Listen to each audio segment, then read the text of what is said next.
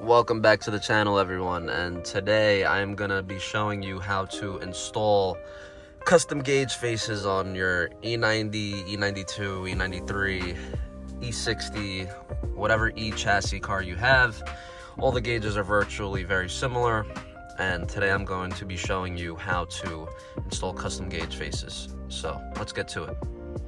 First step of the install is you want to look under here, and these two screws have to come out. Mine are Phillips, but yours will most likely be Torx, either T15s, T20s, what have you. But you have to remove these two screws first. All right, once you get those screws out, this will pull forward like so. Then you want to wiggle it out while pulling it forward as well. You may have to move your steering wheel. I don't believe I have to. No, I don't. All right. So next, you're gonna pull this out. Maybe I do have to move my steering wheel.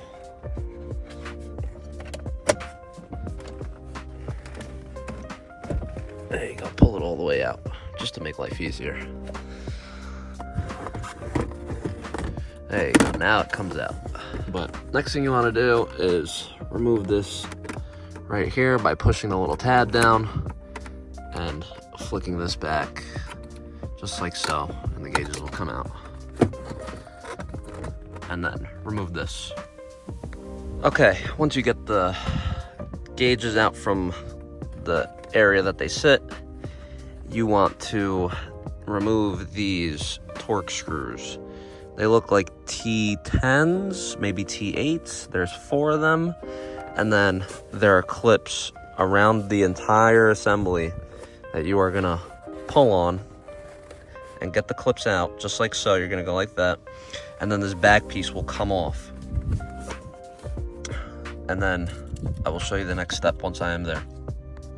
Okay, next thing you wanna do after you get the gauge face off is you want to take a picture of where the gauges, where the needles sit, because you realize it's not exactly on 0. So you want it to say the right value, so you want to put it back as closely as possible. So just take a picture of this exact setup that you have, and yeah, I'll show you how to remove the needles. Okay, next thing you're going to want to do is get a plastic or metal tool that you can use to pry up the needles. And these are the new gauges. I will post a link in the description where I bought these. And maybe lay something down over these gauges so that you don't mess anything up underneath. Any little extra layer of protection matters, but all you're gonna do is get this underneath and then pry up.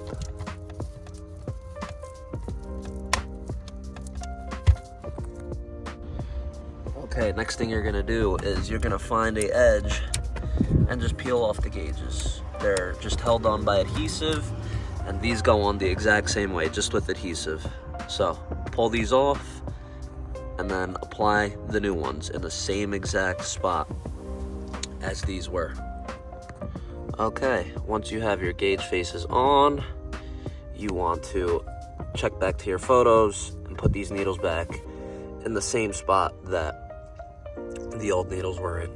Make sure they are not sitting even 2 miles an hour above. You want it to be perfect. You want it to look as OEM as possible. So refer back to your photos, put the needles accordingly. Okay, once you have all your needles back in place, I put mine right at 0 because I'm just gonna experiment, see what happens when I put them right at 0, because the old gauges, they sat a little above the 0. So I wanna see how this looks now. But anyways, put your gauges, your needles back on, and then do everything in reverse order.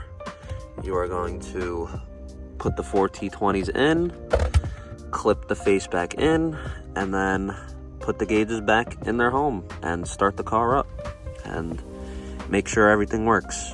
So we'll take a little test drive around the block and make sure everything is reading correctly.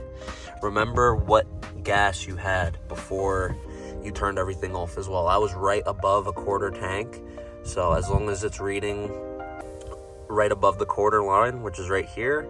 I know I did this part right at least. You could also plug in an OBD2 scanner and make sure that your revs match what the OBD scanner is telling you. You can also download a speedometer app and make sure your speedometer is calibrated right. Make sure you didn't knock it out of frequency. Make sure everything is correct. You can also read your temperature from the OBD sensor as well. So these are all things to check. If anything is misaligned, you know you put your needles on wrong. Okay, this is what the gauges look like all finished. They look honestly so much better than the OEM gauges. It's just such a subtle upgrade, but it's something that you see every single day. So when you do it, you realize how much nicer it could make your interior look. I paid $90 plus 15 shipping, and then with all the tariff stuff, I paid another 30 bucks. So you could do the math on that, but around 100 and change for these custom gauges, which I think is worth it. I think the 1M gauges look great, especially with the saddle interior and the black accents that I've done. But next step is to turn on the car, take it for a test run, plug in your OBD scanner, make sure everything is reading accurate, and then drive it and make sure the mileage is correct and the RPMs are reading correct.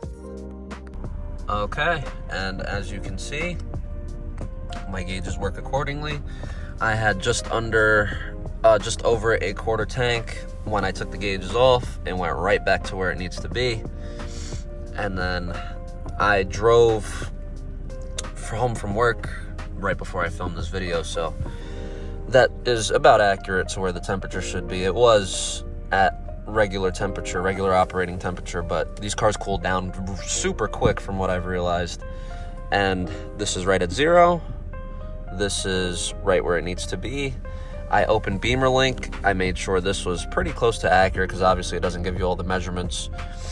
I checked this. I held it right at 1 and it was corresponding perfectly. So the only thing I have to do is take it for a drive to make sure the speedometer works, which I'm sure it does. But this is the finished result. I'm super pleased.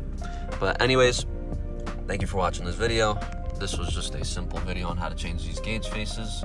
And yeah, hope you guys enjoyed.